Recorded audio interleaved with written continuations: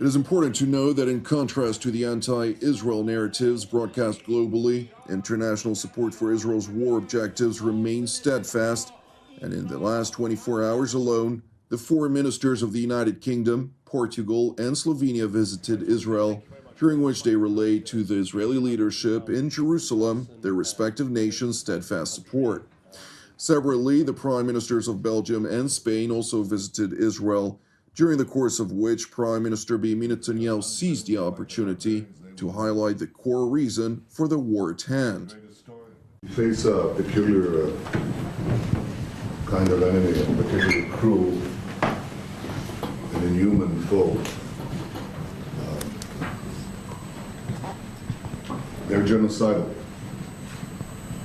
They're not fighting for this or that territory, they're fighting to eliminate the Jewish state in whatever boundary they say so.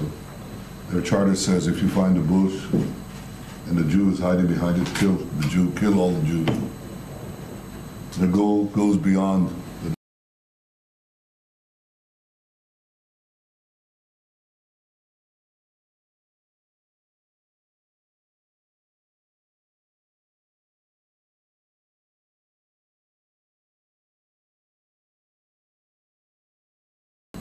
and the Jew is hiding behind it, kill the Jew, kill all the Jews. Their goal goes beyond the destruction of Israel. They're part of an axis of terror. Iran, Hezbollah, Hamas, Houthis. They say death to America. That's the great Satan. Israel is a small Satan. I hope I don't find any offense with any of you. You're a middle-sized Satan. They hate our free civilization. They want to bury it. They have an ideology that is mad. In the 21st century, after the Enlightenment, after the scientific revolution, after the advance of human rights and democracy, this is sheer madness. Netanyahu went on to warn, in the presence of the Spanish and Belgian leaders, against drawing a moral equivalence between Israel and the Islamist societies. I don't give it relative moralism that says, moral relativism that says, well, they have their society. They can do these horrible things to women. They can do these horrible things to human beings. That's their value system. That's not a value system. That's something that has to be fought. And one thing that we discover in the 21st century is that our assumption that we can live our civilized lives in our advanced countries, seeking peace, prosperity, and progress, and we can just sit back, and the barbarians will not come back. They come back. They come back in many places, and if we are unwilling to fight the barbarians, they will win. The Israeli premier continued by highlighting the obligation of democracies to fight against the forces that seek to eradicate all non-Islamist civilizations. So what is a democracy committed to the laws of war supposed to do? Do the laws of war give exemption to such criminals? And the answer is they don't.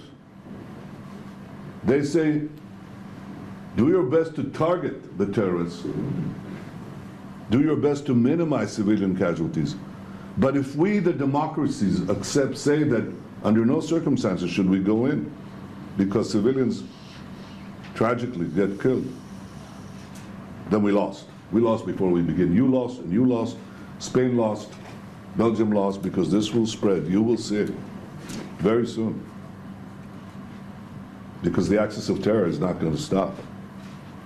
If they can emerge victorious here, they intend to bring down the Middle East. And next they'll go to Europe. After that, they'll go elsewhere.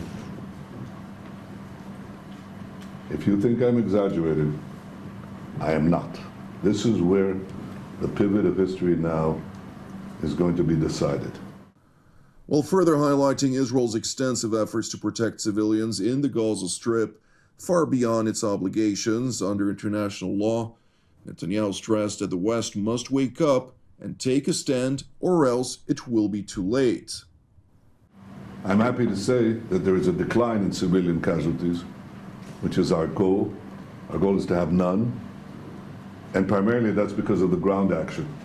The ground action has resulted in the fact that the warnings that we give are addressed by the population, civilian population, they go south. When they go south, we give them humanitarian support. There are about 150 trucks now going in, probably go up to 200 and beyond. Food, medicine, water. I have not seen yet the effort that I'd like to see from the UN and the international agencies to build their shelters. Winter is coming and there's no reason not to build tens of thousands of tents in the safe zone, next to the safe zone, because they don't enter the safe zone, the UN, which I think is shocking. I said, okay, we'll give you a lot of little zones. And they're building little safe zones to get the population out of harm's way. Israel is doing everything in its power to get the population out of harm's way.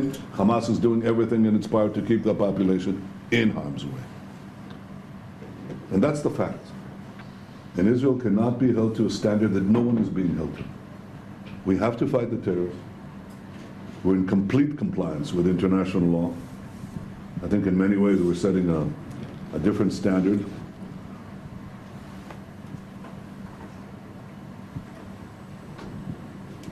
We seek to minimize civilian casualties,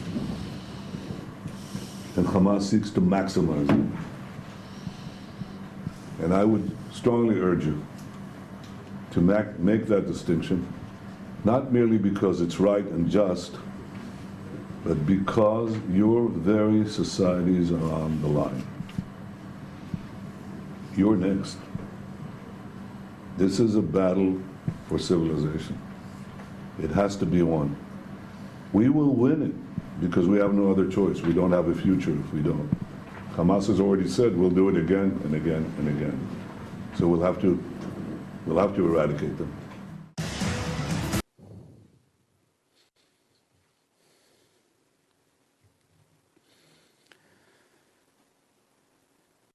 If Hamas is not defeated, if Hamas is not eradicated in Gaza, we will set the model. We will give the freedom to so many radical groups around the world, especially in Europe. Because many of ISIS have fled to Europe under civilian cover. They are sleeping cells in Europe. And there is a migrant problem in Europe. And there is an Islamic problem in Europe. And this is just a warning. If you really care for the global security, and I speak as a person who was part of the counter-terrorism effort against radical Islamists, if Hamas is not defeated in Gaza, it will inspire many groups around the globe. They will see that few thousands of savages can blackmail the international community, the superpowers, and bring democracies to their knees. Many of them are watching now, and many of them are very happy about how the world is responding. And many of them are satisfied to see the state of confusion and fear and anxiety. This is the time to get united. Because if Israel fails in Gaza,